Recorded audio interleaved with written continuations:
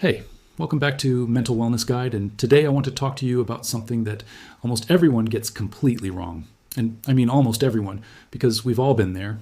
You wake up one morning and something just clicks inside you. Maybe you saw something inspiring.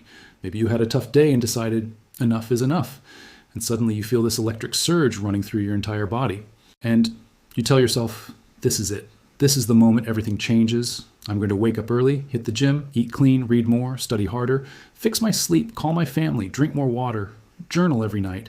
And you genuinely believe it. You can feel it in your chest, this fire, this unstoppable energy. And for the first day or two, you actually do it. You follow through. You feel proud. You feel like a different person. And then day 3 comes, or maybe day 4 if you're lucky, and slowly, quietly, without even realizing it, you're back on the couch, back on your phone, back in the exact same routine you swore you were leaving behind. And the worst part isn't even the relapse into old habits. The worst part is what you tell yourself afterward. You say things like, I have no discipline, I'm lazy, I always do this, something is wrong with me, I'll never change. And I need you to stop right there because none of that is true.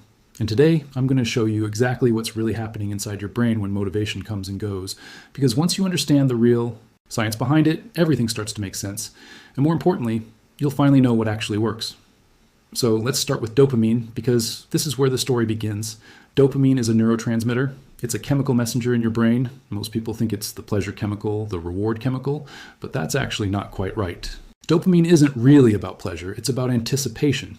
It's about the expectation of something good. And this is a critical distinction, because when you wake up that morning and feel unstoppable, your brain isn't reacting to results you've already achieved. It's reacting to results you're imagining. You're picturing yourself 6 months from now, lean and disciplined and successful and confident. And your brain is flooding with dopamine because it believes that reward is coming. But here's the cruel twist. As soon as reality shows up, as soon as the workout actually hurts, as soon as progress is slower than you expected, as soon as you realize this is going to take months or even years of hard, boring, repetitive work, that dopamine drops. And when dopamine drops, so does your drive, so does your energy, so does your feeling that any of this is worth it. And that's not a character flaw. That's just how your brain is wired. It's called reward prediction. Your brain is constantly making predictions. If something goes better than expected, dopamine spikes and motivation increases. But if something goes worse than expected, dopamine crashes and motivation disappears. And almost every new goal starts the same way, with a gap between what you imagine and what actually happens. And your brain interprets that gap as a signal to give up, which brings me to the most important thing I want you to understand today. Motivation is not a system. It's not a skill. It's not a personality trait you either have or don't have. Motivation is an emotion, and emotions are temporary by design. They rise and fall based on your mood, your energy, your environment, the weather, how well you slept, what you ate, what someone said to you. Motivation is not supposed to be permanent, any more than happiness is supposed to be permanent. And yet we build our entire life change plans around this one fleeting feeling.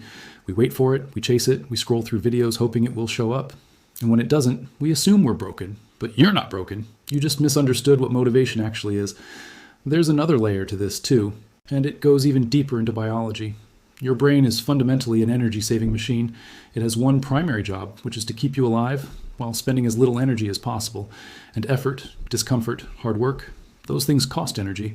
So your brain naturally resists them. Not because you're weak, not because you don't care, but because your brain is doing exactly what it evolved to do. Every time you sit down to study and your brain starts wandering, every time you lace up your shoes and suddenly feel exhausted, every time you try to be consistent and everything in you wants to stop, that's not laziness, that's biology. That's your brain defaulting to its survival programming.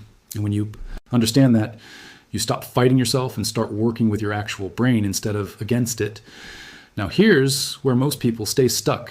They keep looking for external motivation. The next video, the next quote, the next podcast, the next moment where lightning strikes again. And listen, I'm not saying those things have no value. Clearly you're here right now and something about this is resonating with you, but external motivation is like a lighter. It can start a fire, but it can't keep one burning. Because you didn't build the internal reason.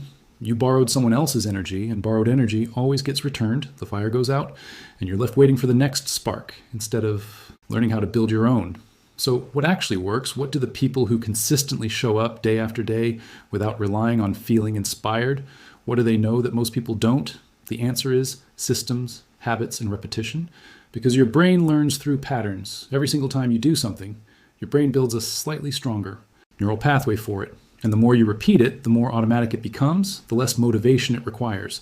That's what a habit actually is. It's a behavior that your brain has automated so you don't need to make a decision every time. You don't need to feel ready. You don't need to feel inspired. You just do it because that's what you do. And here's the beautiful truth about systems. They work even on your worst days, even when you're tired, even when you're sad, even when you have zero motivation, because they don't ask how you feel. They just ask what you do next. So the goal isn't to feel motivated forever. The goal is to build a structure that holds you even when the feeling is completely gone. And every time you show up without motivation, every time you do the thing when you don't feel like it, you're not just completing a task. You're rewiring your identity. You're telling your brain, this is who I am now. And that shift, that quiet, consistent shift, is where real change actually lives. So next time motivation disappears, don't panic and don't spiral. Just remember that it was never meant to stay. It was meant to start you, and now it's your system's job to carry you. Because success isn't built in the moments you feel unstoppable. It's built in the moments you show up anyway. Thanks for being here at Mental Wellness Guide. Take care of yourself.